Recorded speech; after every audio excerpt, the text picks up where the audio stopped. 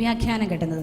ഇപ്പോൾ ചില പ്രതീകങ്ങൾ ചിലർ പറയും ഇന്നത് കണ്ടു എന്താ, ഇപ്പം നമുക്ക് തന്നെ തിരിച്ചറിയാൻ പറ്റും. ഇപ്പോൾ ഞാൻ ഉദാഹരണത്തിനൊരു കാര്യം കണ്ടു, ഒരു പേന കണ്ടു, പലതുണ്ടാകും. ഇപ്പോൾ ഒരു സഹോദരൻ ജെറീഷിനോട് പ്രാർത്ഥിക്കുമ്പോൾ പേന കണ്ടത് ചിലപ്പോൾ ഞാൻ ചോദിക്കുക, ജെറീഷ് കുറച്ചുകൂടെ പഠിക്കണം എന്ന് ആഗ്രഹം ഉണ്ടായിരുന്നോ, പഠിക്കാൻ പറ്റാത്തതിനൊരു ദുഃഖം മനസ്സിൽ കിടപ്പുണ്ടോ? അപ്പോൾ ജെറീഷ് പറയാം, ശരി എനിക്ക് കുറെ കൂടെ പഠിക്കണമെന്നുണ്ടായിരുന്നു, പറ്റിയില്ല.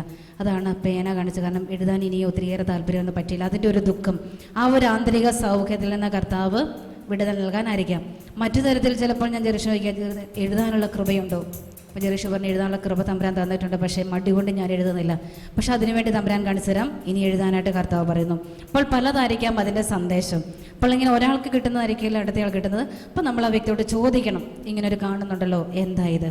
അപ്പോൾ അവരോട് ചോദിക്കുമ്പോൾ അവർ വ്യക്തമായിട്ട് ഉത്തരം തന്നുകൊള്ളും. അപ്പം നമ്മൾ ഉടനെ അതിനെ വ്യാഖ്യാനം, ഇപ്പം ഞാൻ പറയാം, ജെറീഷ് ഇനി ഒരു കാലത്ത് എഴുതാൻ പറ്റില്ല എന്നുള്ള കൃപയില്ലെന്ന് പറഞ്ഞ് ഞാൻ പേടിപ്പിക്കുകയല്ല ചെയ്ത സമയത്ത് മോനെ എഴുതാനുള്ള കൃപ തമ്പുരാൻ തരുന്നുണ്ട്, അനുഗ്രഹിക്കുക. അല്ലെങ്കിൽ എൻ്റെ മനസ്സിൽ ദുഃഖമുണ്ടോ, കൈയെഴുത്ത് ചിലപ്പോൾ നല്ല ഹാൻഡ് റൈറ്റിംഗ് ആയിരിക്കാം, കുഞ്ഞുനാളിലെ ടീച്ചർ പ്രോത്സാഹിപ്പിച്ച ആ ഒരു സന്തോഷം ഉണ്ടാവും. ചിലപ്പോൾ ഹാൻഡ് റൈറ്റിംഗ് കൊള്ളില്ല എന്ന് പറഞ്ഞ ടീച്ചർമാരോ അപ്പനോ അമ്മയും കാണാൻ വഴക്ക് പറഞ്ഞൊരു ദുഃഖം ചിലപ്പോൾ കാണും. പല രീതിയിലുണ്ടാവും. ചിലപ്പോൾ ഒരു പ്രോത്സാഹനത്തിൻ്റെ ആയിരിക്കാം, ചിലപ്പോൾ ഇവരൊന്ന് ആശ്വസിപ്പിക്കാൻ ആന്തരിക സൗഖ്യം കർത്താവ് കൊടുക്കുന്നതായിരിക്കും, പലതുണ്ട്. അപ്പം ഞാൻ കണ്ടത് എന്താണോ അതിൻ്റെ വെളിച്ചത്തിൽ മുൻപിലിരിക്കുന്ന വ്യക്തിയോട് ചോദിക്കാം. പിന്നെ നമ്മളിപ്പോൾ ഒരുമിച്ച് ഇങ്ങനെയുള്ള ഒരു ഗ്രൂപ്പിൽ പ്രാർത്ഥിക്കുമ്പോൾ സമൂഹത്തിനൊരു സന്ദേശം ചിലത് എനിക്ക് മനസ്സിലാക്കാൻ പറ്റുന്നില്ലെങ്കിൽ ഒരു പടി കൂടി പരിശുദ്ധാത്മാവിന് നമ്മളെ തന്നെ കൊടുക്കുക. എന്നിട്ട് പരിശുദ്ധാത്മാവോട് പറയണം, പരിശുദ്ധാത്മാവേ ഇതിൻ്റെ വ്യാഖ്യാനം എന്താ. നമ്മൾ ആ കാര്യം സമർപ്പിച്ച് പ്രാർത്ഥിക്കുമ്പോൾ നമ്മുടെ ഉള്ളിൽ ദൈവത്തിൻ്റെ ആത്മാവ് ജ്ഞാനത്താൽ നിറയും. അടുത്ത വരം അതാണ്, ജ്ഞാനം കൊണ്ടൊരു വരം, ജ്ഞാനം കൊണ്ട് നിറയും. അപ്പോൾ നമുക്ക് പങ്കുവയ്ക്കാൻ പറ്റും. അപ്പോൾ ഈ വരങ്ങൾ നമ്മെ വളർത്തുന്ന കർത്താവിന് നമുക്ക് നന്ദി പറയാം. സന്തോഷത്തോടെ കരങ്ങളടിച്ച് നമുക്കൊരു പാട്ടുപാടിയാലോ? താളത്തിനനുസരിച്ച് പാട്ടുപാടാൻ ക്ഷീണമൊക്കെ മാറട്ടെ. കൂടുതൽ ഹൃദയം നൽകുവാൻ ആഗ്രഹിച്ച് ജീവനോടെ ഇരുവശങ്ങളിലേക്ക് കരക്കടിക്കുക. താളുകളെ കരക്കടിക്കുക.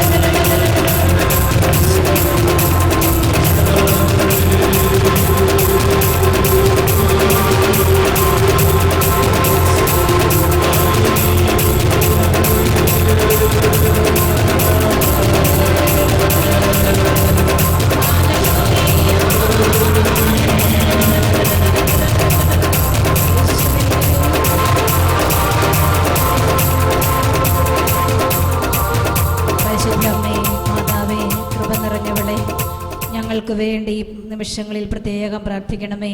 പ്രത്യേകിച്ച് അറിവിൻ്റെ വരവും ജ്ഞാനത്തിൻ്റെ വരവും ഒക്കെ ലഭിച്ച് തമ്പുരാന് വേണ്ടി ശുശ്രൂഷ ചെയ്യുവാൻ അമ്മേ മക്കളായ ഞങ്ങൾക്ക് വേണ്ടി അമ്മ നിരന്തരം മാധ്യസ്ഥം വഹിക്കണമേ. ഒരിക്കൽ കൂടി നമുക്ക് ഒരുമിച്ച് വിളിക്കാം. നന്മ നിറഞ്ഞ മറിയമേ സ്വസ്തി, കർത്താവ് അങ്ങയുടെ കൂടെ സ്ത്രീകളിൽ അങ്ങ് അനുഗ്രഹിക്കപ്പെട്ടവളാവുന്നു.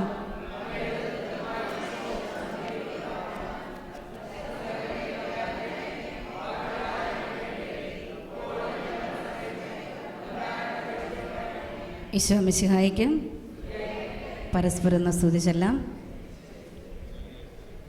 സ്തുതിയായിരിക്കട്ടെ. ഇരിക്കാം. ചായ ഇപ്പോഴും വേണ്ടല്ലോ, 4 മണിക്ക് മതി. അല്പം കൂടെ വരങ്ങളൊക്കെ ഒന്ന് അറിഞ്ഞിട്ട് മതിയല്ലേ? ഇപ്പം അത്യാവശ്യം നിറവൊക്കെ ആയില്ലേ? ക്ഷീണമൊന്നുമില്ലല്ലോ? ക്ഷീണം എന്താ പട്ടിണി മാറ്റുമെന്നാണ് കർത്താവിൻ്റെ വചനം രാവിലെ പറഞ്ഞത്. ഇനിമേലിവിടെ പട്ടിണി ഉണ്ടാവില്ല. അപ്പോൾ ഈ പട്ടിണി അത് വചനം അവിടെ വായിച്ചുകൊണ്ടിരുന്നപ്പോൾ എൻ്റെ മനസ്സിൽ തോന്നിയത് നമുക്ക് ഇന്ന് പട്ടിണി മുഴുവൻ എന്തിനു വേണ്ടിയാണ്? ഭക്ഷണത്തിന് ഇവിടെ വലിയ പട്ടിണിയൊന്നും ഉണ്ടാകുന്നില്ല. ഉണ്ടോ? ഇല്ല.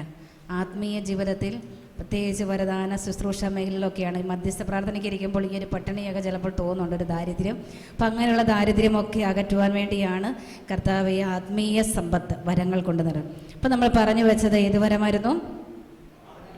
രണ്ടാമത്തെ ഗണത്തിൽ ഒന്നാമത്തെ വരം പറഞ്ഞു, അറിവിൻ്റെ വരം. അടുത്തതാണ് ജ്ഞാനത്തിൻ്റെ വരം. ഞാൻ അല്പം സ്പീഡിൽ തന്നെ പോവുകയാണ്, കുഴപ്പമില്ലല്ലോ. അറിയാവുന്ന കാര്യങ്ങൾ തന്നെയാണ്, നമ്മളിങ്ങനെ കേട്ട് കിടക്കുന്ന കാര്യങ്ങളാണ്.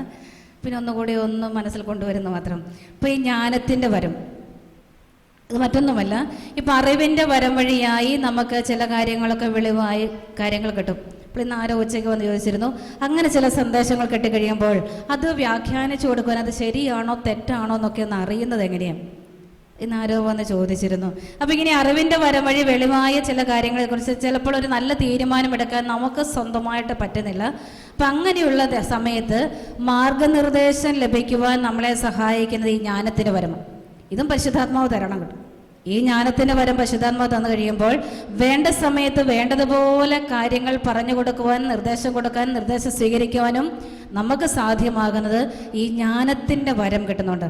അതുകൊണ്ടാണ് സോളമൻ്റെ ഒരു സംഭവം നമ്മൾ രാജാക്കന്മാരുടെ 1-ാം പുസ്തകത്തിൽ വായിക്കുന്നില്ലേ? അല്ലേ? ഒരു കുഞ്ഞിനെ കൊണ്ടുവന്നു, ആരുണ്ടേ തനി സ്വഭാവം നമ്മളവിടെ കാണുന്നല്ലേ. അപ്പോൾ അവരോ 2 പേരും കൂടെ വാശി പിടിക്കുന്നു. പക്ഷേ സോളമനിൽ ഈ ഒരു വരം ഉണ്ടായിരുന്നുകൊണ്ട് മാത്രമാണ് സോളമൻ ഉടനെ പറഞ്ഞ ഒരു വാള് കൊണ്ടുവരിക. പക്ഷേ യഥാർത്ഥത്തിലുള്ള അമ്മ പറഞ്ഞു മുറിക്കേണ്ട. ഓർക്കണം, ആ ഒരു ജ്ഞാനം എവിടെ നിന്നാണ് കിട്ടിയത്? ഉന്നതത്തിൽ നിന്നുള്ള ജ്ഞാനം ലഭിക്കാതെ നമുക്കൊന്നും ഇത് ചെയ്യാൻ പറ്റില്ല. അതുകൊണ്ടാണ് പ്രിയപ്പെട്ടവരെ ഈ ഉന്നതത്തിലുള്ള ദൈവിക ജ്ഞാനം, ഈ വരം കിട്ടാൻ വേണ്ടി നമ്മളെല്ലാവരും പ്രാർത്ഥിക്കണം. 9-ാം ക്ലാസ്സിൽ പഠിക്കുന്ന മോളും പ്രാർത്ഥിക്കണം, 2-ാം ക്ലാസ്സിൽ പഠിക്കുന്നവൻ പ്രാർത്ഥിക്കണം, 80-ആയ അപ്പച്ചനും പ്രാർത്ഥിക്കണം, 70-ആയ അമ്മച്ചിയും പ്രാർത്ഥിക്കണം. വിദേശത്തും സ്വദേശത്തും ഒക്കെ ജോലി ചെയ്യുന്ന വ്യക്തിയാണെങ്കിൽ എവിടെയാണെങ്കിലും പ്രിയപ്പെട്ടവരെ ജ്ഞാനത്തിൻ്റെ വരം കിട്ടാൻ വേണ്ടി പ്രാർത്ഥിക്കണം. ദൈവിക ജ്ഞാനം, ഈ ജ്ഞാനം കിട്ടിക്കഴിയുമ്പോൾ എന്ത് ചെയ്യണം, ഏത് രീതി. ഇപ്പം നമ്മുടെയൊക്കെ ജീവിതത്തിലുണ്ടല്ലോ, പ്രത്യേകിച്ച് ഇപ്പം നമ്മളൊക്കെ ശുശ്രൂഷ മേഖലകൾ പോകുന്നവരാ അല്ലേ? എവിടെയെങ്കിലുമൊക്കെ ആയിട്ട് ഒന്നുമല്ല, ഞാൻ മധ്യസ്ഥ പ്രാർത്ഥന ലോകം മുഴുവൻ ഇന്നലെ ഇവിടുന്ന് ബ്രദർ തോമസ് പോളും ടീമും ഒക്കെ നമ്മുടെ ആരാധന ലീഡ് ചെയ്യുന്ന സമയത്തൊക്കെ പ്രാർത്ഥിച്ചതിന് വേണ്ടിയായിരുന്നു. ദിനരാത്രങ്ങൾ പ്രാർത്ഥിക്കുന്ന ശുശ്രൂഷകൾ മറന്നുപോയി പ്രാർത്ഥിച്ചില്ലേ? അതെ, നിങ്ങളുടെ ഇരിപ്പ് വേണ്ടിയിട്ട് ആദ്യം കേൾക്കുന്ന വാക്കുകൾ ഞാൻ ആ മുകളിൽ നിന്ന് കേട്ടായിരുന്നു. ഞാൻ അവിടെ കൂടി ഇരുന്ന് സ്തുതിക്കുകയായിരുന്നു. ദൈവമേ, ദിനരാത്രങ്ങൾ പ്രാർത്ഥിക്കുന്ന ശുശ്രൂഷകർ, ജ്വലിക്കുന്ന ശുശ്രൂഷകർ ഉണ്ടാകാൻ പ്രിയപ്പെട്ടവരെ പറഞ്ഞു വന്നത്. അങ്ങനെയൊക്കെ പ്രാർത്ഥിച്ച് ശുശ്രൂഷകരൊക്കെ ഉണ്ടാകണമെങ്കിൽ ഈ ശുശ്രൂഷകരിൽ ദൈവിക ജ്ഞാനം, ദൈവത്തിന് ജ്ഞാനത്തിൻ്റെ വരം കിട്ടിക്കഴിഞ്ഞാൽ നമുക്ക് എവിടെ ശുശ്രൂഷ ചെയ്യാൻ പറ്റും? എൻ്റെ ഒരു വാക്ക് ദൈവജനത്തിന് എന്തെങ്കിലും ഒന്ന് കൊടുക്കാൻ പറ്റണമെങ്കിൽ ഈ ജ്ഞാനത്താൽ ഞാൻ നിറയണം. ഏത് സമൂഹത്തിൽ ഏത് വ്യക്തികൾക്ക്, ഇപ്പോൾ പ്രായമായ വ്യക്തികളുടെ അടുക്കൽ പോകണോ, അവർക്ക് വേണ്ട കാര്യങ്ങൾ കൊടുക്കാൻ. ഇപ്പോൾ ഈ ഏഞ്ചൽസ് ധ്യാനം നടത്തുന്നുണ്ട് കൊച്ചു കുഞ്ഞുങ്ങൾ. ഈ ഏഞ്ചൽസ് ധ്യാനം നടക്കുന്ന കുഞ്ഞുങ്ങൾക്ക് ചിലപ്പോൾ ഈ വയസ്സായ ഞാൻ ക്ലാസ് എടുക്കേണ്ടി വരും. അപ്പോൾ ആ കുഞ്ഞുങ്ങൾക്ക് വേണ്ട കാര്യങ്ങൾ ആ രീതിയിൽ കൊടുക്കണമെങ്കിൽ എന്ത് വേണം? ജ്ഞാനം വേണം. ഒരു യൂത്തിൻ്റെ ധ്യാനം നടക്കുമ്പോൾ അവരുടേതായ രീതിയിൽ പറഞ്ഞു കൊടുക്കാൻ ജ്ഞാനം കൊണ്ട് നിറയണം. ക്രിസ്ത്യൻ ധ്യാനം നടത്തുന്നു, എന്നാൽ സിംഗിൾസിന് വേണ്ടി അല്ലെ ഫാമിലി കപ്പിൾസിന് വേണ്ടി ധ്യാനമായിരിക്കാം, 80 കഴിഞ്ഞ വൃദ്ധജനങ്ങൾക്ക് വേണ്ടി ആയിരിക്കാം. അവിടെയൊക്കെ ദൈവത്തിൻ്റെ ഒരു വചനം കൊടുക്കുമ്പോൾ അവരിൽ എന്തെങ്കിലും ഒരു ചലനം ഉണ്ടാകണമെങ്കിൽ, എൻ്റെ ഈ അധരത്തിലൂടെ ദൈവത്തിൻ്റെ ആത്മാവ് പ്രവർത്തിച്ച് അവർക്ക് വേണ്ട നിർദ്ദേശം കൊടുക്കണമെങ്കിൽ എന്നിൽ എന്തുണ്ടാകണം? ജ്ഞാനമുണ്ടാകണം. അതുകൊണ്ട് ഇവിടെ ഇരിക്കുന്ന 50 പേരും പ്രാർത്ഥിക്കണം, ദൈവിക ജ്ഞാനം കൊണ്ട് എന്നെ നിറയ്ക്കണമേ. ഇത് അപ്പനും, അടുക്കളയിൽ പണിയെടുക്കുന്ന അമ്മച്ചിയും, പറമ്പിൽ പണിയെടുക്കുന്ന അപ്പച്ചനും, ഓഫീസിൽ പോകുന്നവരും, എവിടെ ചെയ്യുന്നത്, എന്ത് ചെയ്യുന്നു, അവിടെയൊക്കെ ഈ ദൈവിക ജ്ഞാനം. അതുകൊണ്ടാണ് ഈ പന്തക്കുസ്തായിൽ അപ്പസ്തോല പ്രവർത്തനം 2-ാം അധ്യായത്തിൽ കാണുന്നില്ലേ, ആദ്യ പ്രസംഗത്തിൽ തന്നെ പത്രോസിൻ്റെ ജീവിതം ഒന്ന് ഓർത്തേക്ക്. ഇത്രയും ധൈര്യം ഉണ്ടായിരുന്നോ? ദൈവമേ, കണ്ണടച്ചവരൊക്കെ ഒന്ന് കണ്ണ് തുറന്ന് കേട്ടെ, പിന്നെ നമുക്ക് ധ്യാനിക്കാം. എന്തോ ഉണ്ടായിരുന്നോ? ഉണ്ടായിരുന്നില്ല. നമ്മൾ പറയുന്നില്ല ഭീരുവായ പത്രോസ്. നമ്മൾ പണ്ടേ ഒരു ചരിത്രത്തിൽ കൊച്ചു സംഭവം വായിക്കുന്നുണ്ട്, പത്രോസ് ഭീരുവായിരുന്നൊക്കെ പറഞ്ഞിട്ട് നമ്മൾ പറയും പത്രോസ് തോറ്റോടി പോകുന്ന വഴിയിൽ ഈശോ ഇങ്ങനെ കുരിശും ചുമന്നുകൊണ്ട് വന്നു. ശരിക്കും അതിൻ്റെ സംഭവം എന്ന് പറയാം, ചരിത്രം പഠിപ്പിക്കുന്ന കാര്യം തോറ്റുപോയതല്ല. കാരണം എന്ന് വെച്ചാൽ പരിശുദ്ധാത്മാവ് കടന്നു വന്നപ്പോൾ പത്രോസ് തീഷ്ണതയിൽ നിറങ്ങിയ ആ പത്രോസിൻ്റെയാണ് ഒരു നിഴലെങ്കിലും പതിച്ചാൽ മതി എന്ന് കരുതി രോഗികളെ കിടത്തിയിരുന്നത്. കാരണം ആത്മാവിൽ നിറഞ്ഞു കഴിഞ്ഞപ്പോൾ പത്രോസിന്റെ ഒരു ചലനം അല്ലെങ്കിൽ ഒരു സ്പർശനം, ഒരു നിഴൽ മതിയായിരുന്നു. പ്രിയപ്പെട്ടവരെ, പത്രോസ് ശ്ലീഹയുടെ ആദ്യ പ്രസംഗത്തിൽ എത്ര പേരെ മാനസാന്തരപ്പെട്ടത്? 2-ാമത്തെ പ്രസംഗത്തിലോ നമ്മുടെ പോലെ 5-3 അല്ല, 3 എത്തിലേക്ക് എത്തി? 5000 പേരെന്നാണ് വചനം പറയുന്നത്. കാരണം ഓരോ പ്രസംഗം കഴിയുമ്പോഴേക്കും ദൈവജനം വിശ്വാസത്തിൽ ആഴപ്പെട്ടുകൊണ്ടിരിക്കുക. അപ്പോൾ ഈ 3000-ആയി 5000-ആയി. അപ്പോൾ അവിടെയുള്ളവർക്കൊക്കെ ഒരു വേദന. ആർക്ക്? എതിർപ്പാർട്ടിക്കാർക്ക് അവർക്കൊരു വേദനയായി. ഇത്തരത്തിൽ പോയിട്ടുണ്ടെങ്കിൽ പത്രോസ് പ്രസംഗിച്ച് എല്ലാവരും എവിടെ എത്തും? ആ വിശ്വാസം എന്നൊക്കെ മാറിപ്പം. അതുകൊണ്ട് എന്ത് വേണം? എത്രയും പെട്ടെന്ന് ഈ പത്രോസിനെയും കൂടെ കൊന്നു കളഞ്ഞേക്കാം. അങ്ങനെ ഒരു ചിന്തയുള്ള സമയത്ത് പത്രോസ് ഇറങ്ങിപ്പോയതല്ല. പ്രിയപ്പെട്ടവരെ, ചരിത്രം സാക്ഷ്യപ്പെടുന്നൊരു കാര്യമുണ്ട്. കൂടെയുള്ളവരാണ് പറഞ്ഞത്, പത്രോസെ, നീ എത്രയും പെട്ടെന്ന് നാടുവിടണം. ഇവിടെ നിന്നിട്ടുണ്ടെങ്കിൽ നിന്നെ അധികം വൈകാതെ നിന്നെ ഇവിടുന്ന് ശരിയാക്കും. ഇനി നീ പ്രസംഗിക്കാനില്ലെങ്കിൽ പിന്നെ ആരാ ഉള്ളത്? ആര് വിശ്വാസത്തിലേക്ക് വരും? എങ്ങനെ ഈ മക്കളെ വിശ്വാസത്തിൽ കൊണ്ടുവരും? ഇപ്പോഴത്തെ നിന്റെ പ്രസംഗം കേട്ട് 3000-ആയി 5000-ആയി കൂടിക്കൊണ്ടിരിക്കുക. നീ പോയാൽ പിന്നെ ആര് നയിക്കും? അതുകൊണ്ട് നീ എത്രയും പെട്ടെന്ന് ഈ നാട് വിട്ടു പോയിക്കൂ, ഞങ്ങൾ നിന്നെ സഹായിച്ചോളാം. പാവം, വെളുപ്പാങ്കാലത്താണ് പോകുന്നത്. അപ്പോഴാണ് കർത്താവ് ഈശോ മിശിഹ വരുന്നത്. പിന്നത്തെ ചരിത്രം നമുക്കറിയാം. ചോദിക്കുന്നുണ്ട്, കോവാദിസ് ദോമിനെ, കർത്താവേ, അങ്ങെവിടേക്ക് പോകുന്നു? ഒരിക്കൽ കൂടി ഞാൻ മരിക്കാൻ പോവുക. ഈശോ പറഞ്ഞു. പത്രോസ് പറഞ്ഞു, വേണ്ട, ഞാൻ തന്നെ മരിച്ചുകൊള്ളാം. ഭീരുവായിട്ടല്ല പ്രിയപ്പെട്ടവരെ, ധീരനായ പത്രോസ് തൻ്റെ ആത്മാവിൽ, ദൈവത്തിൻ്റെ ആത്മാവിൽ നിറഞ്ഞു കഴിഞ്ഞപ്പോൾ ധീരതയോടെ ക്രിസ്തുവിന് വേണ്ടി മരിക്കാനും അവൻ തയ്യാറായി. പ്രിയപ്പെട്ടവരെ, ഈ പത്രോസിൽ എന്തു വരമാണ് ഉണ്ടായിരുന്നത്? ഈ ഭയം ഒളിച്ചിരുന്നെന്നൊക്കെ നമ്മൾ പറയുന്നുണ്ടല്ലേ വേർപാടിന് ശേഷം. പക്ഷേ ആത്മാവ് നിറഞ്ഞു. ദൈവിക ജ്ഞാനം ഈ പത്രോസിലുണ്ടായിരുന്നു.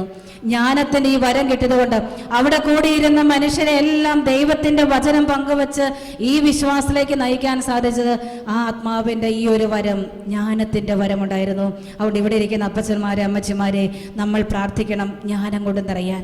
ഒന്നും വേണ്ട, നമ്മുടെ വീട്ടിലുള്ള മക്കളോട് സംസാരിക്കാൻ, ഇവിടെ ഇരിക്കുന്ന നിങ്ങളുടെ നല്ല ഭാര്യമാരോടൊന്ന് സംസാരിക്കാൻ, ഇവിടെ ഇരിക്കുന്ന നിങ്ങളുടെ അപ്പച്ചന്മാരും ഭർത്താക്കന്മാരോട് നല്ല രീതിയിലൊന്ന് സംസാരിക്കാൻ, സ്നേഹ ശുശ്രൂഷ ചെയ്യുവാൻ ജ്ഞാനത്തിൻ്റെ വരം കേട്ടണം. ഇന്ന് പലപ്പോഴും നമ്മുടെ കുടുംബത്തിലില്ലാതെ പോവുക, നമ്മുടെ ശുശ്രൂഷ മേഖലകളില്ലാതെ പോവുക. ഈ ജ്ഞാനമില്ലാത്തത് കൊണ്ട് വരുന്നതെല്ലാം ബാക്കി നിങ്ങൾക്കറിയാമല്ലോ, പൂരിപ്പിച്ചോളുക. അതുകൊണ്ട് വരുന്നതെല്ലാം വഴിക്ക് വിട്ടേക്കുക. അതുകൊണ്ട് എന്തു വേണ്ടി? ആത്മാവിന് പ്രവർത്തിക്കാൻ പറ്റുന്നില്ല. അതുകൊണ്ട് പ്രിയപ്പെട്ടവരെ, നല്ലൊരു അപ്പനായിട്ട് ജീവിക്കാൻ, നല്ലൊരു അമ്മയായിട്ട് ജീവിക്കാൻ, നല്ലൊരു പ്രേക്ഷിതയായി മാറാൻ ആഗ്രഹിക്കുന്നുണ്ടെങ്കിൽ ഈ ദൈവിക ജ്ഞാനം നിറയണം. അതുകൊണ്ട് ജ്ഞാനത്തിൻ്റെ വരം തരണമേ എന്ന് പ്രത്യേകം പ്രാർത്ഥിക്കണമേ. Hallelujah, hallelujah. അതുകൊണ്ട് തെറ്റ് പറ്റാതിരിക്കുവാൻ ഇപ്പോൾ ഒരാൾക്ക് വേണ്ടിയൊക്കെ പ്രാർത്ഥിക്കും. നമുക്ക് തെറ്റ് പറ്റാം കേട്ടോ. ഇപ്പം അതുകൊണ്ട് നേരത്തെ പറഞ്ഞ ചില അപകടങ്ങളൊക്കെ സംഭവിച്ചത്. ഇപ്പോൾ ഒരാൾക്ക് വേണ്ടി പ്രാർത്ഥിച്ചു, ഓപ്പറേഷൻ വേണ്ട എന്ന് പറഞ്ഞ ഉടനെ വേണ്ട എന്ന് ഡോക്ടർ പറയുന്നു, മറ്റൊന്ന് പറയും. അപ്പം ഇങ്ങനെയൊക്കെ വരുമ്പോൾ തെറ്റ് പറ്റാതിരിക്കാനായിട്ടാണ് ഈ ജ്ഞാനം കൊണ്ട് നിറയണമെന്ന് പറഞ്ഞത്. ദൈവിക ജ്ഞാനമുണ്ടെങ്കിൽ എൻ്റെ ഉള്ളിൽ നിന്ന് ആര് സംസാരിച്ചുകൊള്ളും? ദൈവത്തിൻ്റെ ആത്മാവ്. അവിടെ ഈ ഡെൽസി ആയിരിക്കില്ല സംസാരിക്കുക. ഡെൽസിയിലൂടെ ആര് സംസാരിക്കും? ദൈവത്തിൻ്റെ ആത്മാവ് സംസാരിക്കണം. എന്നെ ഒരു ഞാൻ ഈ കൊച്ചു പുണ്യവതിയല്ല മദർ തെരേസയൊക്കെ പറഞ്ഞ പോലെ ഞാൻ ഒരു പെൻസിൽ മാത്രം, എന്നിലൂടെ എന്നെ ഒരു ഉപകരണമാക്കി ദൈവമായ കർത്താവ് ഉപയോഗിക്കും, പരിശുദ്ധാത്മാവ് ഉപയോഗിക്കും. ഞാൻ അവിടെ വെറുതെ നില കൊണ്ടുവന്നാൽ മതി. ഇവിടെ പരിശുദ്ധാത്മാവ് ഏറ്റെടുക്കും. അവിടെ ദൈവികത്തിൻ്റെ ജ്ഞാനം. അപ്പോൾ ഈ ജ്ഞാനത്തിൻ്റെ വരം കിട്ടാൻ എല്ലാവരും പ്രാർത്ഥിക്കണം. ജ്ഞാനത്തിൻ്റെ പുസ്തകമൊക്കെ എടുത്ത് വായിച്ചു. ഇതേക്കുറിച്ച് ഞാൻ ആദ്യം പറയുന്നില്ല. ഈ ദിവസങ്ങളൊക്കെ മിക്കതും ബ്രദർ തോമസ് പോൾ വീണ്ടും പറയാൻ സാധ്യതയുള്ളത് കൊണ്ട് ഇത് ഒത്തിരി കാര്യം നിങ്ങൾ ഈ ദിവസങ്ങൾ കേട്ടതുകൊണ്ട് ഇനിയും വരാനും വഴികളിലൂടെ തോമസ് സഹോദരൻ സഹായിക്കുന്നതുകൊണ്ട് ഞാൻ അതിലേക്ക് കടക്കുന്നില്ല. കാരണം ജ്ഞാനം കൊണ്ട് ഒത്തിരി നിറഞ്ഞൊരു വ്യക്തിത്വമാണ്. അതുകൊണ്ട് തന്നെ ക്ലാസ്സിലൂടെ നമ്മൾ വേണ്ട കാര്യങ്ങൾ നയിച്ചുകൊള്ളും. അതിലേക്ക് കടക്കുന്നില്ല. ഒരൊറ്റ വാക്ക് മാത്രം, ജ്ഞാനത്തിൻ്റെ വരം കിട്ടാൻ തീഷ്ണതയോടെ പ്രാർത്ഥിക്കണം. ജ്ഞാനത്തിൻ്റെ വരം. അടുത്തൊരു വരം കൂടെ പെട്ടെന്ന് പറയാം, വിവേചനത്തിൻ്റെ വരം, ഡിസേൺമെൻറ്റ്. അതാണ് പലപ്പോഴും നമുക്ക് നഷ്ടപ്പെട്ടു പോകുന്നത്. ഈ വരങ്ങളെല്ലാം കിട്ടിക്കഴിയുമ്പോൾ അത് നിങ്ങൾക്കും സംശയമുള്ളതാണ്. പലരുടെയും മനസ്സോടെ സംശയമുണ്ട്, ഏതാ രൂപി പ്രവർത്തിക്കുന്നത്, എങ്ങനെ ഞങ്ങൾ വിവേചിച്ചറിയും? ഗിഫ്റ്റ് ഓഫ് ഡിസേൺമെൻറ്റ്, വിവേചനത്തിൻ്റെ വരം.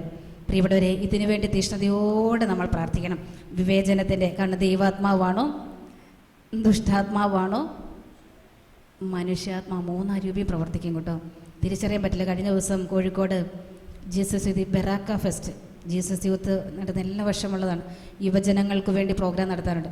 അപ്പോൾ ഞാനവിടെ ഒരു ക്ലാസ് എടുക്കാൻ പരിശുദ്ധാത്മാവിനെ കുറിച്ച് എടുക്കാനായിട്ട് വരുന്നു. അപ്പം നമ്മുടെ അവിടെ രൂപതയിൽപ്പെട്ട CMI കോൺഗ്രസിൽ ഒരച്ഛൻ, ഇവരെ സഹായിക്കുന്ന അച്ഛനാണ്. അപ്പോൾ അച്ഛൻ ഈ ധ്യാനത്തിൽ സാധാരണഗതിയിൽ കഴിയുന്നതും അച്ഛൻ മുഴുവൻ സമയം നിൽക്കുക. അച്ഛൻ അവിടുത്തെ നോവിസ് മാസ്റ്ററാണ്. ഇതെല്ലാം കഴിഞ്ഞ ദിവസം അവിടെ വന്നപ്പോൾ അച്ഛൻ പറഞ്ഞു, സങ്കടത്തോടെ അച്ഛൻ പറഞ്ഞത്, ഞാനോടൊക്കെ ശരിക്കും നമ്മൾ വിവേചിച്ചറിഞ്ഞില്ലെങ്കിൽ, അച്ഛൻ പറയും, ഒരു പെൺകുട്ടി, അദ്ദേഹം പറയില്ല, അവൾ മധ്യസ്ഥ പ്രാർത്ഥന നടത്തുന്ന കൊച്ചാണ്. അവൾ മധ്യസ്ഥ പ്രാർത്ഥന അവിടെ വളരെ ശക്തമായിട്ട് മുകളിൽ, എനിക്കന്ന് ഈ ഹോം മിഷനൊക്കെ നടന്നതിൻ്റെ ഇടയ്ക്കാണ് ഞാൻ ക്ലാസ്സിലൊക്കെ. അപ്പോൾ പകലും മുഴുവൻ വീടുകളുടെ ഈ വെയിലത്ത് നടന്ന് എൻ്റെ സ്വരമെല്ലാം പോയിരിക്കുന്ന സമയം നമ്മൾ വൈകുന്നേരം 5 മണിക്ക് ക്ലാസ്സിലെക്കാൻ ചെല്ലാം. അപ്പോൾ പോകുന്ന വഴിക്ക് ഞാൻ കൂടെ വന്ന പിള്ളേരോട് പറഞ്ഞു, ജീസസ് യൂത്താണ്, അവിടെ പറഞ്ഞു, എനിക്ക് ഒട്ടും സ്വരം കിട്ടുന്നില്ല, പറയാൻ പറ്റുമെന്നറിയില്ല, 1 മണിക്കൂർ പൂർത്തി. അപ്പോൾ അവർ പറഞ്ഞു, സിസ്റ്റർ പേടിക്കരുത്, നമ്മൾ ധ്യാനം നടക്കുന്ന സ്കൂളിലാണ്, സ്കൂളിൻ്റെ മുകളിലത്തെ ഓഡിറ്റോറിയത്തിൽ, പക്ഷേ താഴത്തെ ഒരു ക്ലാസ് റൂമിൽ നല്ല ശക്തമായൊരു മധ്യസ്ഥ പ്രാർത്ഥന ടീമുണ്ട്. ശരി, അവർ നൃത്തം വെച്ച്, ദാവീദ് നൃത്തം വെച്ചെന്ന് പറഞ്ഞ പോലെ വിശ്വകുർബാന മുമ്പിൽ ആടിപ്പാടി മധ്യസ്ഥ പ്രാർത്ഥന നടത്തിയ ആ പ്രദേശം മുഴുവൻ ഇളകുമാർ അത്രയും ശക്തമായ പ്രാർത്ഥനയാണ്. ഈ പ്രാർത്ഥന ഇരുന്നൊരു പെൺകൊച്ചാണ്. കുർബാന അർപ്പിക്കാൻ വേണ്ടി വന്ന അച്ഛൻ ബലി അർപ്പിക്കാൻ വന്നിരുന്നപ്പോൾ ഉടനെ അവൾ അവിടെ നിന്ന് വിളിച്ചു പറഞ്ഞു, നിർത്ത്, കുർബാന അർപ്പിക്കരുതെന്ന് പറഞ്ഞു. അച്ഛന് പെട്ടെന്ന് പിടികിട്ടില്ലെന്ന് പറഞ്ഞു. അച്ഛൻ ഇതിനകത്ത് വന്നാൽ അവിടുത്തെ വികാരിയച്ഛനാണെന്ന് കുർബാനയെല്ലാം വന്നത്. അച്ഛൻ പെട്ടെന്ന് ഒരു നിമിഷം സ്ഥാപിച്ചു പോയി. അപ്പം എന്താണെന്നറിയാതെ ഇവരെല്ലാം കൂടി കൊച്ചിനെ വിളിച്ച് താഴെ കൊണ്ടുവന്നു. അവിടെ ചെന്നപ്പോഴത്തേന് ഇവൾ നല്ല മുറിയിടാൻ തുടങ്ങി. അപ്പം ശരിക്കും പറഞ്ഞാൽ ഇവർക്ക് അച്ഛൻ പറഞ്ഞാൽ ഞങ്ങൾക്ക് വിവേചിച്ചറിയാൻ പറ്റില്ല, ഇത് ഏതരൂപിയാണ്, ദൈവാരൂപി ഏതായാലും അച്ഛനോട് നിർത്താൻ പറയില്ല കുർബാന ചെല്ലാനായിട്ട്. അച്ഛനോട് പറഞ്ഞാൽ നിർത്ത, കുർബാന തുടങ്ങരുതെന്നും പറഞ്ഞ് ഇവളങ്ങ് സ്റ്റോപ്പാക്കിക്കും. അച്ഛൻ പെട്ടെന്ന് ഒരു നിമിഷം സ്റ്റക്കായി. പക്ഷേ ബാക്കിയുള്ളവർ പറഞ്ഞ് ഇവളെ പുറത്തേക്ക് കൊണ്ടുപോയി. പിന്നെ അച്ഛൻ പറയുകയായിരുന്നു, ശരിക്കും പറഞ്ഞല്ലോ ദുഷ്ടാരൂപിയുടെ, പക്ഷെ അതുപോലെ പ്രാർത്ഥിച്ചു നോക്കിയാൽ. പക്ഷെ അച്ഛൻ ഇവളെ കണ്ടു, അതിനൊപ്പം സംസാരിപ്പിച്ചു, പ്രാർത്ഥിച്ചു, കൗൺസിലൊക്കെ നടത്തി വിട്ടതെന്ന് പറഞ്ഞു. അപ്പോൾ കുറച്ചൊക്കെ അച്ഛന് സംഭവം അറിയായിരുന്നു ഇവളുടെ ഒരു അവസ്ഥ. അച്ഛൻ പറഞ്ഞു, അങ്ങനെ ഒരു അവസ്ഥയുടെ കടന്നുപോയ കൊച്ച എന്താണെങ്കിലും പുരുക്കി പറയട്ടെ, ഈ കൊച്ച് വന്ന് അവസാനം ഇവൾ ബഹളമുണ്ടാക്കി, ആരോ പേരിൽ ഇവർ പറഞ്ഞിട്ടൊന്നും നിർത്തുന്നില്ല, ഇവൾ കുത്തറുകയാണ്, ഭയങ്കര ശക്തിയാണ്, ആരോഗ്യം ഇരട്ടി ആരോഗ്യത്തോടെ. അവസാനം അച്ഛൻ എന്നാൽ ഇവളെ കൊണ്ടുപോയി അച്ഛനടുക്കലെങ്കിലും ശാന്തമാകുന്നോർത്ത് അച്ഛൻ ഇങ്ങനെ അവളെ പ്രാർത്ഥിക്കാൻ വേണ്ടി എടുത്തിരുത്തി വെച്ചാൽ ഇങ്ങനെ രണ്ടുപേരും പള്ളിയുടെ സൈഡിൽ തന്നെ അവിടെ തന്നെ ഇങ്ങനെ ഇരുന്നു. അച്ഛനും വലിയ ഊറാറയൊക്കെ ഇട്ട് സ്റ്റോളൊക്കെ ഇട്ടാണ് വന്നിരിക്കുന്നത്. അന്നാവെള്ളമൊക്കെ തളിച്ച് പ്രാർത്ഥിക്കാൻ തുടങ്ങിയപ്പോഴത്തേനും ഇവൾ അച്ഛനോട് എതിർക്കാൻ തുടങ്ങി. ഒന്നിനും സമ്മതിക്കുന്നില്ല. ലാസ്റ്റ് അച്ഛനോർത്ത് എന്നാൽ ഇവളുടെ തലയിലൊന്ന് കൈവച്ചേക്കാം. കൈവയ്ക്കാൻ വേണ്ടി ചെന്നപ്പോഴത്തേനും അച്ഛൻ പറയും, അച്ഛൻ്റെ ഊറാറെ പിടിച്ച് ഒറ്റ വലി. എന്നിട്ട് അച്ഛൻ ഒന്നും ചെയ്യാൻ പറ്റില്ല. അപ്പോൾ പിള്ളേർ 2 പേര് ജീസസ് യൂത്ത് ലീഡേഴ്സ് അവിടെ നിൽപ്പുണ്ട്. ഒരു കൊച്ചു പറഞ്ഞ, അച്ഛൻ തന്നെ കണ്ടിട്ടുണ്ടെന്ന് പറഞ്ഞാൽ ചിലരൊക്കെ ഇങ്ങനെ പിശാച് ബാധയുള്ളവരെ നല്ല ശീഘ്രം നല്ലതുപോലെ അടിച്ച്, ഇവർക്കൊക്കെ അറിയായിരിക്കും, അടിക്കുക. അപ്പോൾ ഇവരോട് ജീസസ് യൂത്തിലെ ലീഡേഴ്സ് അച്ഛനോട് പറഞ്ഞു, അച്ഛൻ 2 അടി കൊടുക്കുക, കാരണം അതുപോലെ ഇവൾ പിടിവിടുന്നില്ല. അച്ഛനൊന്നും ചെയ്യാൻ പറ്റാത്തൊരു സ്റ്റേജായിപ്പോയി. അച്ഛനോട് ഇവൻ അവസാനം അച്ഛൻ പറയുക, അച്ഛൻ അങ്ങനെ ഒരു ദ്രോഹിക്കുന്ന ഒരാളല്ല, ഒരു പാവം മനുഷ്യന്. അച്ഛൻ പറഞ്ഞു, എനിക്ക് പറ്റുന്നില്ല ഈ കൊച്ചിനെ ഒന്ന് അടിക്കാനായിട്ട്. പക്ഷെ ഇവരവിടെ നിന്ന് പറയുന്നുണ്ട്, അച്ഛൻ ഒരു അടി കൊടുക്കുക, അടിച്ചെങ്കിലെങ്കിൽ ഇവൾ വിട്ടുപോകും, കാരണം അതുപോലെയാന്ന് പറഞ്ഞു. ലാസ്റ്റ് അച്ഛൻ പറഞ്ഞു, ഞാൻ ഒരു അടി കൊടുത്തു. അച്ഛനത് പറയുമ്പോഴും അച്ഛൻ്റെ സങ്കടം വരിക. അച്ഛൻ പറഞ്ഞു, ഞാൻ എൻ്റെ ജീവിതത്തിൽ ഇതുവരെ ചെയ്യാത്ത കാര്യമാണ്. പക്ഷേ ഇവൾ അതിനിടയ്ക്ക് 2ാമത്തെ അടിയപ്പത്തിന് പിള്ളേരും കൂടെ വന്നു. പക്ഷെ ആരും വേറൊന്നും ചെയ്യുന്നില്ല. അപ്പോൾ അച്ഛൻ ഒന്നുകൂടെ അടിച്ചു കഴിഞ്ഞപ്പോൾ ഇവൾ ഉറക്കെ പറയുന്നു പറഞ്ഞു, എനിക്ക് വേദനിക്കുന്നേ, എന്നെ ഉപദ്രവിക്കരുതെന്ന് മാത്രം പറഞ്ഞു. ആ സമയത്ത് അച്ഛൻ ഇവളൊന്ന് പിടിവിട്ട് കഴിഞ്ഞപ്പോൾ അച്ഛൻ പറഞ്ഞു, ഈശോയുടെ നാമത്തിൽ നിന്നോട് കൽപ്പിക്കുന്നു ഇവിടെ നിന്ന് ഇറങ്ങിപ്പോകാൻ. അവൾ പറഞ്ഞില്ല. എങ്കിൽ ശരിക്കും പറഞ്ഞാൽ പ്രിയപ്പെട്ടവരെ, നമ്മളതാണ് തിരിച്ചറിയണമെന്ന് പറഞ്ഞത്. നിങ്ങൾ പേടിക്കാനല്ലോ കേട്ടോ, ഇതുപോലുള്ള അനുഭവങ്ങളൊക്കെ നമുക്ക് വരും. അവസാനം അച്ഛൻ പറയുക, അച്ഛൻ ഹന്നാ വെള്ളം തളിച്ച് പിന്നെ അച്ഛൻ കുറേ ഡെലിവറൻസ് പ്രയറൊക്കെ ചൊല്ലിയിട്ട് പറഞ്ഞു, ഈശോയുടെ നാമത്തിൽ നിന്നോട് കൽപ്പിക്കുന്നു ഈ പ്രദേശം വിട്ടു പോകാൻ. അങ്ങനെ കുറേ ശക്തമായ രീതിയിൽ പ്രാർത്ഥിച്ച് അച്ഛൻ കുറേ സമയം സ്തുതിച്ച് കഴിഞ്ഞപ്പോൾ അവളങ്ങ് ശാന്തമായി. അവൾ ശാന്തമായിട്ട് അവൾ കിടന്നു. കുറച്ച് സമയം അവൾ ഇങ്ങനെ കിടന്നു വരണ്ടു പോകുന്നവൻ, ഇങ്ങനെ വട്ടം കറങ്ങുമായിരുന്നു പറഞ്ഞു. അപ്പോൾ തന്നെ അവിടെ കൗൺസിലിംഗ് നടത്താൻ വന്നൊരു സഹോദരനായിരുന്നു, ഇദ്ദേഹം ഇവർക്ക് വേണ്ടി പ്രാർത്ഥിച്ചു. കുറച്ച് സമയം അവൾ വട്ടം കറങ്ങി. അതെല്ലാം കഴിഞ്ഞ് അവൾ ശാന്തമായിട്ട് കിടന്നു, ഒരു ഉറക്കം പോലെ അവിടെ കിടന്നു. ഞാൻ അച്ഛനെല്ലാം കുർബാനയ്ക്ക് പോയി. കുർബാനയെല്ലാം കഴിഞ്ഞ് വന്നപ്പോൾ ഈ കൊച്ച് ഏങ്ങളടിച്ച് കരയാൻ തുടങ്ങി. എന്ത് സംഭവിച്ചെന്നുള്ള ഇവൾക്കറിയില്ല. പക്ഷെ പിന്നീട് തിരിച്ചറിഞ്ഞു, ശരിക്കും പറഞ്ഞാൽ കുറേയേറെ തിന്മയ്ക്ക് അടിമപ്പെട്ടു പോയ ഒരു പക്ഷേ, വളരെ തിന്മയ്ക്ക് അടിമപ്പെട്ടു ഒരു കുഞ്ഞ്. എന്തുവേണ്ടി? ഇവളിൽ ബാഹ്യമായി പ്രാർത്ഥനയും കാര്യങ്ങളൊക്കെ നടന്നു, പക്ഷേ ഇവളിൽ കുടികൊള്ളുന്ന ഒരു പൈശാചികത്വം ഉണ്ടായിരുന്നു. അതിനോട് വിട പറയാൻ പോലും കൊച്ചിന് പറ്റില്ലായിരുന്നു. പക്ഷെ തിരിച്ചറിയാൻ പറ്റില്ല. ആദ്യം അച്ഛൻ പറയും ഇതൊക്കെ കണ്ടപ്പോൾ അവൾക്ക് എന്തോ ഒരു സ്നേഹം, നമ്മൾ ബാഹ്യമായി നോക്കുമ്പോൾ അതേ ഉള്ളൂ, എന്തോ ഒരു സ്നേഹത്തിൻ്റെ കുറവ്, എന്തിൻ്റെ ഒരു ഇതുകൊണ്ടായിരിക്കാം ഇവളിങ്ങനെ കാണിക്കുന്നത്. പക്ഷേ ഈ ദുഷ്ടാരൂപയുടെ പ്രവർത്തനം ഉള്ളിൻ്റെ ഉള്ളിൽ കിടപ്പുണ്ടായിരുന്നു. ഇവിടെ നമുക്ക് പെട്ടെന്ന് തിരിച്ചറിയാൻ പറ്റില്ല. പക്ഷേ നമ്മൾ നല്ല പ്രാർത്ഥനാ ചൈതന്യത്തിലാണെങ്കിൽ നമുക്ക് തിരിച്ചറിയാൻ പറ്റും ഈ വ്യക്തിയിൽ ആരാ പ്രവർത്തിക്കുന്നത്, ദുഷ്ടാത്മാവാണോ മനുഷ്യാത്മാവാണോ ദൈവാത്മാവാണോ തിരിച്ചറിയണം. അത് പരിശുദ്ധാത്മാവ് തരണം കേട്ടോ. അതിങ്ങനെ മേടിച്ച് അങ്ങാടിയിൽ നിന്ന് മേടിക്കാൻ കിട്ടുന്നതല്ലോ. അതുകൊണ്ട് അത് നമ്മൾ പ്രാർത്ഥിച്ച് പരിശുദ്ധാത്മാവിനോട് ചോദിച്ച് മേടിക്കണം. പരിശുദ്ധാത്മാവേ, ഈ വിവേചനത്തിൻ്റെ വരം എനിക്ക് വിവേചിച്ചറിയണം. ഏത് കാര്യം വിവേചിച്ചറിയാനായിട്ട് സോളമൻ പ്രാർത്ഥിച്ച രാജാക്കന്മാരുടെ 1-ാം പുസ്തകത്തിൽ 3-ാം അധ്യായം 9-ാമത്തെ വാക്യത്തിൽ സോളമനോട് ചോദിച്ചില്ല, എന്താ നിനക്ക് വേണ്ടത്? എന്താ സോളമൻ പറഞ്ഞത്? നന്മയും തിന്മയും വിവേചിച്ചറിയുവാൻ ജനത്തെ ഭരിക്കാൻ പോകുന്ന വിവേകം എനിക്ക് തരണമേന്ന്. വിവേചനം അതെനിക്ക്, നന്മയും തിന്മയും തിരിച്ചറിയാൻ. രാജാക്കന്മാരുടെ 1-ാം പുസ്തകം 3-ാം അധ്യായം 9-ാമത്തെ വാക്യം. അതുകൊണ്ട് പ്രിയപ്പെട്ട സഹോദരങ്ങളെ, നമ്മൾ ഈ ശുശ്രൂഷയ്ക്ക് ഇറങ്ങുമ്പോൾ അത് നമ്മളും പ്രാർത്ഥിച്ചെടുക്കേണ്ട കാര്യമാണ്. നമുക്കറിയാം, ഇത് ഒരു പ്രവൃത്തിയുടെയോ പ്രേരണയുടെയോ സംഭവത്തിൻ്റെ ഉത്ഭവമെന്ന് ഏത് അരൂപിയിൽ നിന്നാണെന്ന് തിരിച്ചറിയാൻ പരിശുദ്ധാത്മാവ് നൽകുന്ന കാര്യമാണ്. കാരണം ഒരു പ്രവൃത്തിയൊക്കെ കാണുമ്പോൾ, അല്ല ഒരു സംഭവമൊക്കെ കാണുമ്പോൾ ഇതേത് അരൂപിയാണ് ഇവരിൽ പ്രവർത്തിക്കുക, അത് തിരിച്ചറിയാൻ നൽകുന്നൊരു വരമാണ്. ഇത് നമ്മളെല്ലാവരും ചോദിക്കണം, ഇതേത് അരൂപിയാണ്, അത് വ്യക്തമായിട്ട് തിരിച്ചറിയാൻ സഹായിക്കും. ചിലതൊക്കെ ഉണ്ട് കേട്ടോ, നമ്മൾ പ്രാർത്ഥിച്ച് മാറ്റണം. നമ്മുടെ അടുത്തൊക്കെ ഇതുപോലെ പ്രാർത്ഥിക്കാനായിട്ട് വരും. അപ്പോൾ നമ്മൾ തിരിച്ചറിഞ്ഞ് ഈശോയുടെ നാമത്തിൽ പ്രാർത്ഥിച്ചു കഴിയുമ്പോൾ അകന്നു പോയിക്കൊള്ളും. നമ്മൾ വിവേചിച്ചറിഞ്ഞാൽ മതി.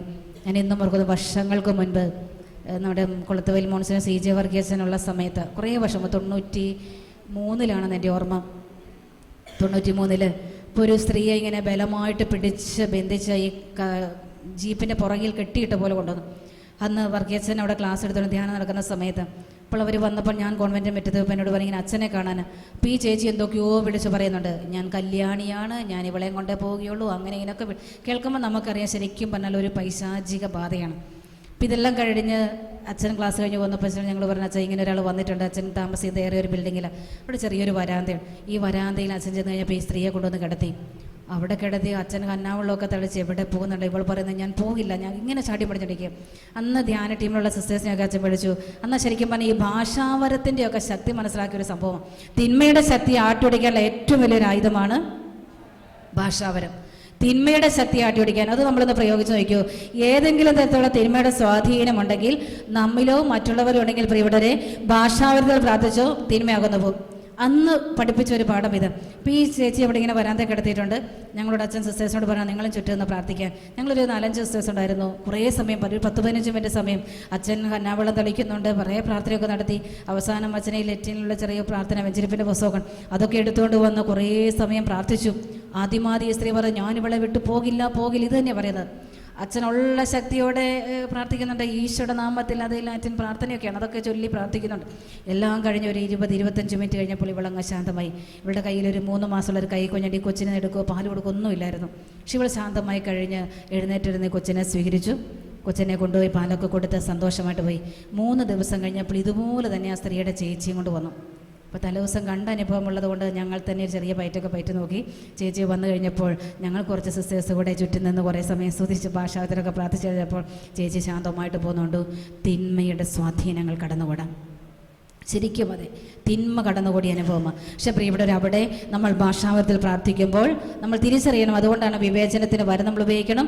ചിലപ്പോൾ ചില മാനസിക വിഭ്രാന്തിയോടുകൂടെ വരുന്നവരുമുണ്ട്, അത് നമ്മൾ തിരിച്ചറിയണം. അതുകൊണ്ടാണ് പറഞ്ഞത് ഏത് അരൂപിയാണ് എങ്ങനെയെന്നുള്ള കാര്യം നമുക്ക് തന്നെ മനസ്സിലാക്കി പോകാനായിട്ട് സാധിക്കണം. Praise the Lord, hallelujah, hallelujah.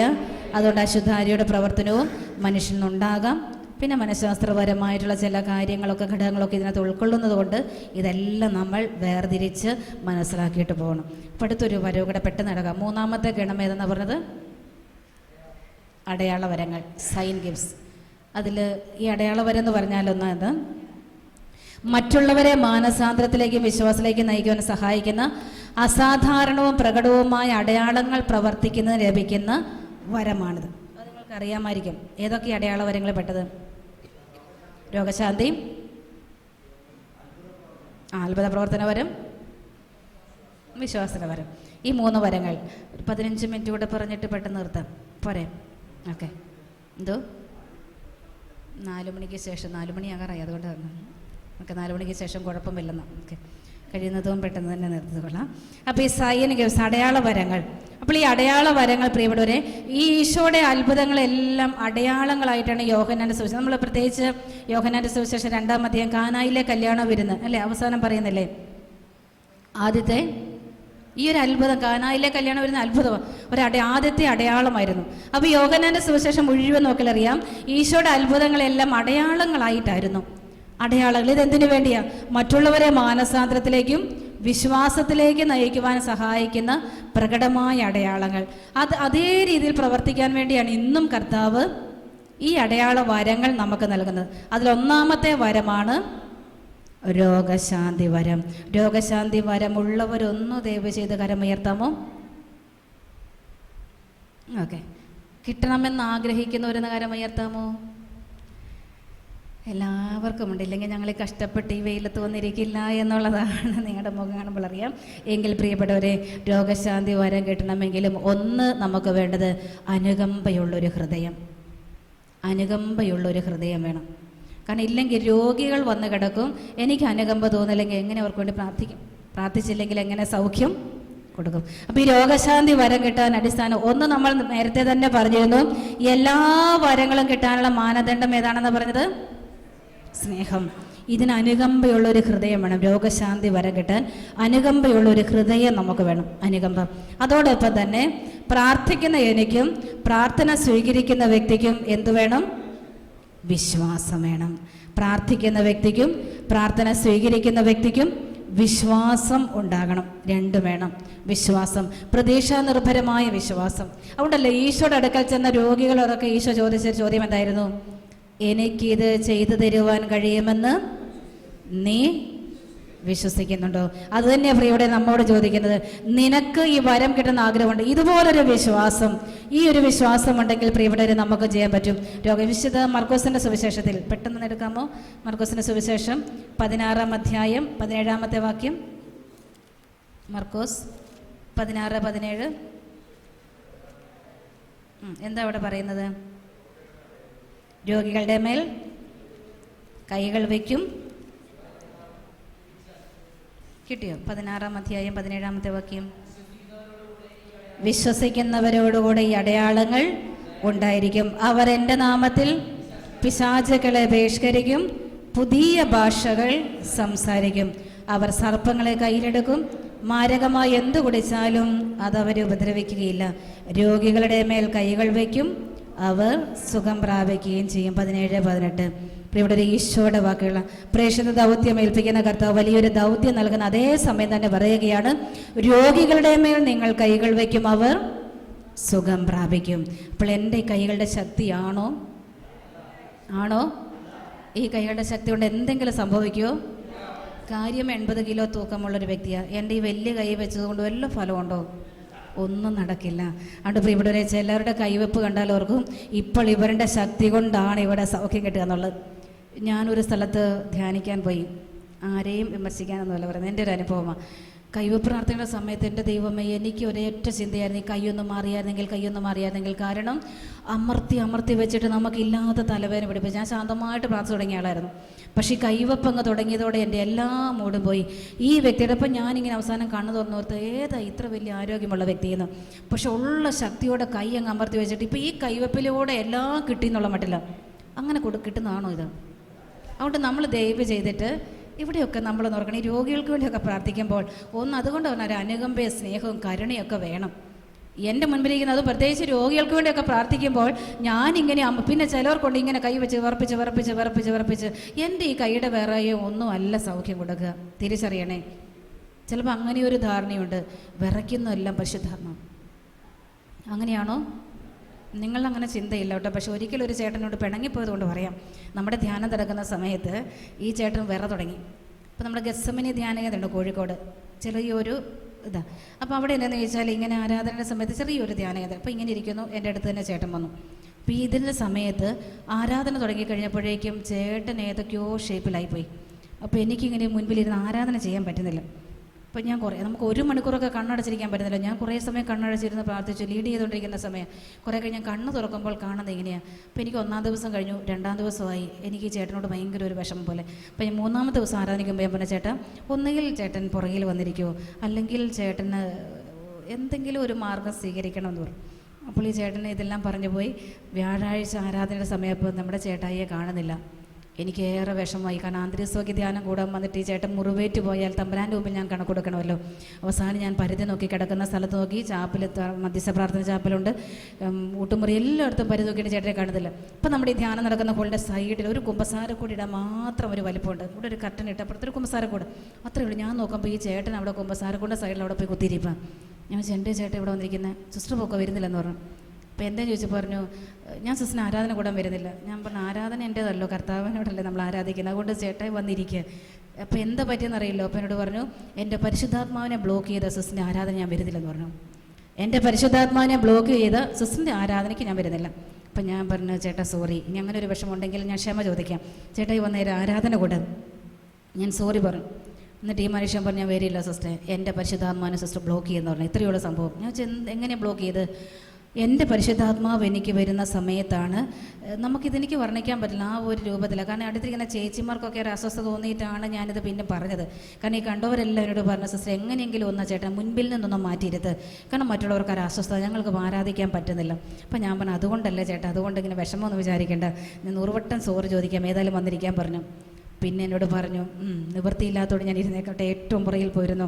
ഇതെല്ലാം കഴിഞ്ഞ് വീണ്ടും അദ്ദേഹം കൊളത്തുവേൽ NRCയിൽ ഒരു വരദാന വളർച്ച, ഞാൻ 3 വർഷം അവിടെ കഴിഞ്ഞ് കൊളത്തുവേലേക്ക് ട്രാൻസ്ഫർ ആയി പോകുന്നു. അങ്ങനെ നിൽക്കുമ്പോൾ നമ്മുടെ കൊളത്തുവേൽ ഒരു വരദാന വളർച്ച ധ്യാനം നടത്തുമ്പോൾ നമ്മുടെ ഈ ചേട്ടായി മുന്നിൽ വന്നിരിപ്പുണ്ട്. എൻ്റെ ഈ ചിന്തകളെല്ലാം വന്നു. വരങ്ങളെക്കുറിച്ച് ക്ലാസ് എടുക്കുമ്പോൾ എൻ്റെ മനസ്സിൽ ഈ ചിന്തകളൊക്കെ വരാൻ തുടങ്ങി. അപ്പം ഞാൻ പറഞ്ഞു, ഇങ്ങനെ പരിശുദ്ധാത്മ വരുമ്പോൾ ഇങ്ങനെയാണ് കാര്യങ്ങളൊക്കെ പറഞ്ഞു. എല്ലാം പറഞ്ഞപ്പോൾ എനിക്ക് ചേട്ടനെ കാണുമ്പോൾ പല വികാരങ്ങൾ എൻ്റെ മനസ്സിലേക്ക് വരുന്നത്. കാരണം ഇടയ്ക്കിടയ്ക്ക് ചേട്ടൻ ഇൻ്റർവ്യൂവിന് വിടുമ്പോഴൊക്കെ എന്തെങ്കിലും ഒരു വാക്ക് എന്നോട് ചോദിച്ചിട്ട് പോകും. കാരണം ഇയാൾക്കറിയാം എൻ്റെ മനസ്സിൽ ഇച്ചിരി വേദനയുണ്ടെന്ന്. അപ്പോൾ അതുകൊണ്ട് എന്തെങ്കിലുമൊക്കെ മിണ്ടിയിട്ട് പോകും. ലാസ്റ്റ് ഏതായാലും വരങ്ങളുടെ ക്ലാസ് എല്ലാം കഴിഞ്ഞു, ആരാധന കഴിഞ്ഞ് ഇറങ്ങിക്കഴിഞ്ഞപ്പോൾ അദ്ദേഹം വന്ന് എന്നോട് പറഞ്ഞു, സിസ്റ്ററെ എൻ്റെ അറിവില്ലായ്മ കൊണ്ടാകട്ടോ, സോറി. അന്ന് സിസ്റ്റർ ഏതായാലും ഇത്രയൊക്കെ പറഞ്ഞിട്ട് പോയതല്ലേ, ഞാൻ സോറി ചോദിക്കുകയും എൻ്റെ അറിവില്ലായ്മ കൊണ്ടാണ്. ഇനി അതുകൊണ്ട് സിസ്റ്റർ അങ്ങനെ വിഷമിക്കേണ്ട, എവിടെ വേണേലും പറഞ്ഞു. എനിക്ക് അന്ന് ബോധ്യമില്ല, അറിവില്ലാത്തതുകൊണ്ട് ഞാൻ ചെയ്തു കൂട്ടിയ കാര്യങ്ങളൊക്കെയാണ്. ഇപ്പോൾ എനിക്ക് ഉറപ്പായി പരിശുദ്ധാത്മാവ് വരുമ്പോൾ ഇത് മാത്രമല്ല മറ്റു പലതും എനിക്ക് തന്നു കഴിഞ്ഞു. ഇനി സിസ്റ്റർ എവിടെ വേണമെങ്കിലും ധൈര്യമായിട്ട് പറഞ്ഞു, ഇതിലൂടെ ഒന്നുമല്ല പരിശുദ്ധാത്മാവ് വരുന്നത്. അന്നാണ് ശരിക്കും പറഞ്ഞാൽ പഠിപ്പിച്ചതൊരു പാഠമായിരുന്നു. നമുക്ക് അങ്ങനെയുള്ള കുറേ ചിന്തകളുണ്ട്. അതുകൊണ്ട് തന്നെ കഴിവ് പ്രാർത്ഥനയ്ക്ക് ഇരിക്കുമ്പോൾ ചില വ്യക്തികൾ കാണും. അപ്പോൾ ആദ്യ കാലങ്ങളിലൊക്കെ നമുക്കുണ്ട്, പക്ഷേ നിങ്ങളൊക്കെ ഒരു വളർന്ന ഗ്രൂപ്പാണ്, അതേക്കുറിച്ച് പറയണ്ടല്ലോ. ഇവിടെ നമ്മൾ ഇത്രയും മാത്രം ഒന്ന് തിരിച്ചറിഞ്ഞാൽ മാത്രം മതി. നമ്മുടെ ഈ കുറേ ചെയ്തികളിലൂടെയല്ല ആത്മാവ് അതുകൊണ്ട് ഒരിക്കലും നമ്മൾ രോഗികൾക്ക് വേണ്ടി, അതുപോലെ രോഗികൾക്ക് വേണ്ടി കൈവയ്ക്കുമ്പോൾ എവിടെയാണ് കൈവച്ച് പ്രാർത്ഥിക്കേണ്ടത്? എവിടെ കൈവെക്കണം? വയറുവേദനയുള്ളവരുടെ എവിടെ കൈവെക്കണം? വയറുവേദന അത് തന്നെ. ഇനിയെങ്കിലും ചെവി തുറന്നിരുന്ന് കേട്ടോ. വേദനയുള്ളവരുടെ ഭാഗത്തൂടെ എല്ലാം പോയാൽ പല പ്രശ്നങ്ങളുണ്ട്. ഇന്ന് പല ആന്തരികസൗഖ്യ ധ്യാനങ്ങളും കൂടിയിട്ട് പോകുന്നുണ്ട്. എന്തെന്ന് ചോദിച്ചാൽ ആദ്യം തലവേദനയായിരിക്കും, പിന്നെ ചങ്കിനുവേദനയാവും, വയറിലാവും, പല സ്ഥലത്തും വേദനയാണ്. വേദനയുള്ളവടത്തൂടെ എല്ലാം കൈവച്ച് അവസാനം ഇന്ന് കുറേ ആന്തരികസൗഖ്യ ധ്യാനം കൂടിയിട്ട് സൗഖ്യം കിട്ടാതെ വേദനയോടെ കഴിയുന്ന കുഞ്ഞുങ്ങളെ കാണാം. എനിക്കറിയാം, കഴിഞ്ഞ ദിവസം ഒരു പെൺകൊച്ച് പറഞ്ഞു, സിസ്റ്ററെ എൻ്റെ അപ്പൻ എന്നെ നന്നാക്കാൻ കൊണ്ടുപോയത് ഒരു ഫാമിലി ഫ്രണ്ട്, നല്ലൊരു കൗൺസിലിംഗ് നടത്തുന്ന വ്യക്തിയുടെ അടുക്കൽ. ഇവൾക്ക് എന്തോ ചെറിയൊരു വിഷമം കണ്ടിട്ട് അപ്പൻ പറഞ്ഞടി, ഇതാണ് നല്ല മനുഷ്യൻ, നമ്മുടെ ഒരു ഫാമിലി ഫ്രണ്ടല്ലേ. കൊച്ചിനെ കൊണ്ടുപോയി ഇയാളുടെ കയ്യിൽ കൊണ്ട് ഏൽപ്പിച്ചു, പ്രാർത്ഥിക്കാൻ എൻ്റെ കൊച്ചിന് വേണ്ടി. ഇയാൾ മുറിയിൽ കൊണ്ടുപോയി പ്രാർത്ഥിച്ചു. എന്തു വേണ്ടി? ഇതുപോലെ പല സ്ഥലത്തും കൈവച്ച് അവസാനം കൊച്ചു മിണ്ടി. ഇവളോട് പറഞ്ഞു, നീ മിണ്ടിയാൽ നിന്നെ ശരിയാക്കും. കൊച്ചിനൊന്നും പറ്റില്ല. 9ാം ക്ലാസ് തുടങ്ങി 10ാം ക്ലാസ് പരീക്ഷ ആയതിന് കൊച്ചിന് ഇതെല്ലാം കൂടി ആകെ ടെൻഷനായി. ടെൻഷൻ കൂടുമ്പോൾ അപ്പൻ കൊണ്ടുപോയി ഇയാളുടെ അടുത്ത് കൊണ്ട് ഏൽപ്പിക്കും. ഈ മനുഷ്യൻ ഈ കൊച്ചിനെ വേണ്ടാത്ത രീതിയിലൊക്കെ ഉപയോഗിച്ച് തുടങ്ങി. അവസാനം നമ്മളിവിടെ ധ്യാനിക്കാൻ വരുമ്പോൾ, ഒരു ആന്തരികസൗഖ്യ ധ്യാനത്തിന് വരുമ്പോൾ കൊച്ചനോട് പറഞ്ഞൊരു കാര്യം, വന്ന പിറ്റേ ദിവസം പറഞ്ഞു, സിസ്റ്ററെ നിങ്ങൾ ആ മുറികളിൽ കൂടി ഓരോരുത്തരെയും കൊണ്ട് വരുത്തുന്നില്ലേ, ദയവ് ചെയ്ത് എന്നെ കൊണ്ടുപോയിട്ടേക്കരെന്ന് പറഞ്ഞു. ഇപ്പോൾ ആദ്യം എനിക്ക് പേടിയിട്ട് ഞാൻ ചോദിച്ചു, എന്ത് മുറിയില്ല? അപ്പോൾ അവിടെ ചെറിയ ചെറിയ മുറികളാണ് കൗൺസിലിംഗ് നടത്തുന്നത്. അന്നേരം പറഞ്ഞു, എന്നെ ആ മുറിയിലൊന്നും കൊണ്ടുപോയിട്ടേക്കരുത്, ഞാൻ പോയില്ലെന്ന് പറഞ്ഞു. അവസാനം ഞാൻ ചോദിച്ച കാര്യങ്ങൾ എന്നോട് പറഞ്ഞാൽ നീ വരാന്തയിലിരിക്കാം, ഞാൻ ഈ വരാന്തയിലിരുന്നാൽ നീ എന്നോട് എന്തെങ്കിലും പറയുമെന്ന് ചോദിച്ചു. അവസാനം ധ്യാന സെൻ്ററിൻ്റെ വരാന്ത, വിശാലമായി കിടക്കുന്ന വരാന്തയല്ലേ, ഈ വരാന്തയിൽ ആ സൈഡിൽ ഇരുത്തിയിട്ട് ഞാൻ ചോദിച്ചു, മോളെ എന്താ സംഭവം? അപ്പോൾ ഈ കൊച്ചു പച്ചയ്ക്ക് പറയാം, സിസ്റ്ററെ എൻ്റെ അപ്പൻ കൊണ്ടുപോയി നല്ലൊരു കൗൺസിലറിൻ്റെ അടുത്ത് എന്നെ കൊണ്ടുപോയി, അയാൾ എൻ്റെ തലയിലും അവിടെ ഇവിടെയും കൈവച്ച് ഞാനിന്ന് രോഗിയായി മാറി. ഇന്ന് എനിക്ക് ഒരു പുരുഷനെയും കാണരുത്, ഒരാളോട് പോലും എനിക്ക് സ്നേഹമില്ല. അതുകൊണ്ട് നിങ്ങൾ പറയുക സ്ഥലത്ത് പോലും പോകാൻ എനിക്കിഷ്ടമില്ല. എന്നെ കൗൺസിലിംഗ് എന്ന് പറഞ്ഞ് ഒരു സ്ഥലത്തും വിട്ടേക്കരുത്. ഞാൻ ഒരാളുടെ പോലും പ്രാർത്ഥിക്കില്ല എന്ന്. കാരണം എന്താ? ഈ കൊച്ചിനോട് മോശമായ രീതിയിൽ ഈ മനുഷ്യൻ പെരുമാറിയതാണ്. അതുകൊണ്ട് പ്രിയപ്പെട്ടവരെ, കൈവയ്ക്കരുത്. എവിടെ എന്ത് രോഗമാണെങ്കിലും ആർക്കു വേണ്ടി പ്രാർത്ഥിക്കുമ്പോഴും തലയിൽ മാത്രം കൈവയ്ക്കുക. അത് മാന്യതയോടുകൂടി കൈവയ്ക്കണം. അമർത്തി കൊല്ലിക്ക് വെക്കരുത്. വേറെ എവിടെയും കൈവയ്ക്കണം. അപ്പോൾ ചിലർ ചോദിക്കാൻ, സിസ്റ്ററെ പ്രായമായൊരു അപ്പനാണെങ്കിലോ? പ്രായമേറിയാൽ നമുക്കറിയില്ല നമ്മുടെ മുൻപിൽ വരുന്ന വ്യക്തി ഏത് വികാരങ്ങളോട് കൂടി ഇരിക്കുന്ന വ്യക്തിയാണെന്ന് പറയാൻ പറ്റുമോ? ഇന്നിപ്പോൾ 4ാം ക്ലാസ് 5ാം ക്ലാസ് ഇരിക്കുന്ന കൊച്ചിനടുക്കൽ പോലും നമ്മൾ സൂക്ഷിക്കണം. കാരണം ഇത് ഈ വേണ്ടാത്തതെല്ലാം കണ്ടും കേട്ടും ഇവിടെയൊക്കെ ചിന്ത എന്താ? അപ്പനാണോ അമ്മയാണെന്ന് പോലും കൊച്ചിന് തിരിച്ചറിയാൻ പറ്റില്ല. ഒരു സിസ്റ്ററാണോ അച്ഛനാണെന്ന് പോലും കൊച്ചിന് തിരിച്ചറിയാൻ പറ്റില്ല. ചില കുട്ടികൾക്ക് വേണ്ടി തലയെ കൈവച്ച് പ്രാർത്ഥിക്കുമ്പോൾ തന്നെ, കുഞ്ഞുങ്ങളുടെ അടുത്തിരിക്കുമ്പോൾ തന്നെ അവർ പറയാം, സിസ്റ്ററെ എൻ്റെ വികാരം ഉണർന്നു. നമുക്ക് ചിന്തിക്കാൻ പറ്റത്തില്ല. എനിക്ക്